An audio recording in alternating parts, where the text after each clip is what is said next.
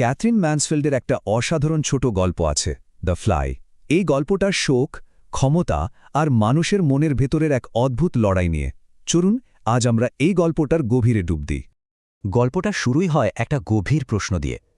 আচ্ছা, যে কষ্টটা এতটাই বড় যে সেটা ঠিকমতো অনুভবও করা যায় না, সেই কষ্টের সাথে মানুষ কিভাবে বোঝাপড়া করে? এই প্রশ্নটাই কিন্তু পুরো গল্পের মূল সুরটা বেঁধে দেয়। তো গল্পের শুরুটা হচ্ছে বসের অফিসে। আর এটা কিন্তু যে সে অফিস না, এটা যেন তার নিজের তৈরি করা একটা দুর্গ। সবকিছু তার নিয়ন্ত্রণে, আর এখানেই তিনি সবচেয়ে বেশি স্বাচ্ছন্দ্য বোধ করেন। আর এই অফিসেই আমাদের পরিচয় হয় দুটো চরিত্রের সাথে। একদিকে দেখুন বসকে, বেশ স্বাস্থ্যবান, ক্ষমতাবান, এখনও ব্যবসার মাথা। আর ঠিক তার উল্টো দিকে তার বন্ধু উডিফিল্ড, একদম দুর্বল, বয়স্ক, দেখলেই মনে হয় যেন জীবনের শেষ দিন গুনছেন। মানে দুজনের মধ্যে ক্ষমতার পার্থক্যটা এক ঝলকেই বোঝা যায়। বসের গর্বের জায়গা কিন্তু তার এই নতুন করে সাজানো অফিসটা। ঝকঝকে নতুন লাল কার্পেট, বিশাল বিশাল সব আসবাব, এমনকি ইলেকট্রিক হিটিং, এই প্রত্যেকটা জিনিস যেন তার সাফল্য আর ক্ষমতার এক একটা চিহ্ন।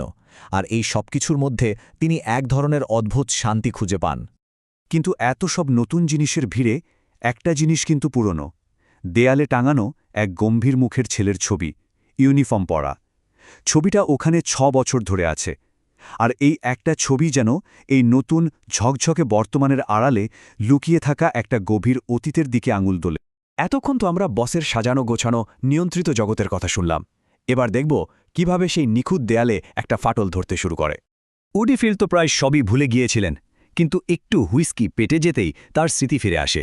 আর তখনই সে এমন একটা কথা বলে ফেলে, আপাতদৃষ্টিতে খুবই সাধারণ একটা কথা, কিন্তু বসের জন্য সেটা যেন একটা বোমার মতো ছিল। তার এত দিনের গড়া নিয়ন্ত্রণের জগৎটা এক মুহূর্তেই নড়ে যায়। আর মজার ব্যাপার হলো, বস কিন্তু বাইরে থেকে কোনো প্রতিক্রিয়াই দেখান না, একদম পাথর। শুধু তার চোখের পাতাটা একটুখানি কেঁপে ওঠে। আর উডিফিল্ড, সে তো এসবের কিছুই খেয়াল করে না। সে তখন জ্যামের দাম কত সস্তা হয়েছে সেই গল্পে মগ্ন। সে টেরও পায় না যে তার একটা কথাই কি ঝড় বয়ে গেল। উডিফিল্ড যেই না চলে যায়, বস সঙ্গে সঙ্গে একা হতে চান। তিনি মুখ ঢেকে কাঁদার জন্য নিজেকে তৈরি করেন, কিন্তু কান্না আসে না। এক অদ্ভুত অনুভূতি।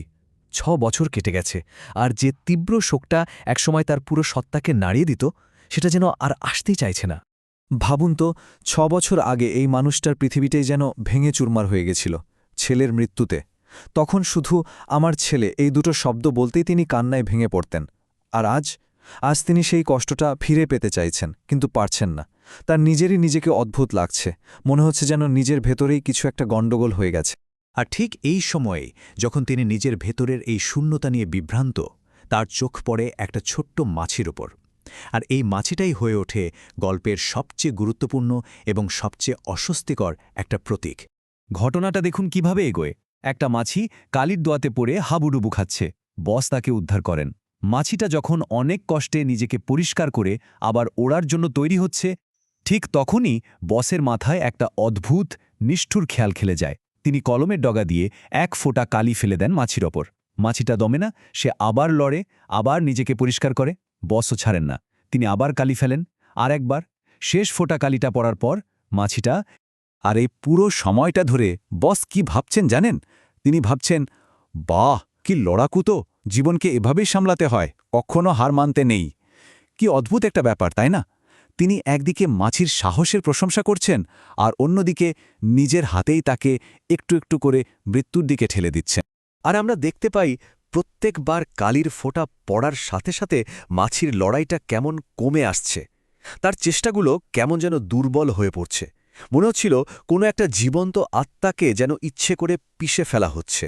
মাছির এই নিষ্ঠুর পরিণতির পর আমরা গল্পের একেবারে শেষ পর্যায়ে চলে আসি। আর এটাই হয়তো সবচেয়ে ভয়ঙ্কর অংশ, কারণ এর ফলটা কি হল? মাছিটা মরে যাওয়ার পর বসের ভেতরে হঠাৎ করে একটা ভয়ঙ্কর অস্বস্তি কাজ করতে শুরু করে, একটা অস্থিরতা। তিনি মরিয়া হয়ে মনে করার চেষ্টা করেন, আরে কি নিয়ে যেন ভাবছিলেন তিনি, খুব জরুরি একটা কিছু ছিল। কিন্তু না, প্রাণপণ চেষ্টা করেও তিনি কিচ্ছু মনে করতে পারলেন না। যে ভয়ঙ্কর শোকটা তিনি একটু আগে অনুভব করতে চাইছিলেন, সেটাই তার আর মনে নেই। পড়ে রইল শুধু একটা ঠান্ডা গভীর শূন্যতা। তাহলে শেষ প্রশ্নটা কি দাঁড়ালো? এই যে তিনি সব ভুলে গেলেন, এটা কি এক ধরনের মুক্তি, নাকি এটাই তার জীবনের সবচেয়ে বড় ট্র্যাজেডি? বস কি তার কষ্টকে জয় করলেন, নাকি নিজের আত্মার সবচেয়ে গুরুত্বপূর্ণ অংশটাকেই চিরদিনের মতো হারিয়ে ফেললেন? এই বড় প্রশ্নগুলো আমাদের সামনে রেখেই কিন্তু গল্পটা শেষ হয়।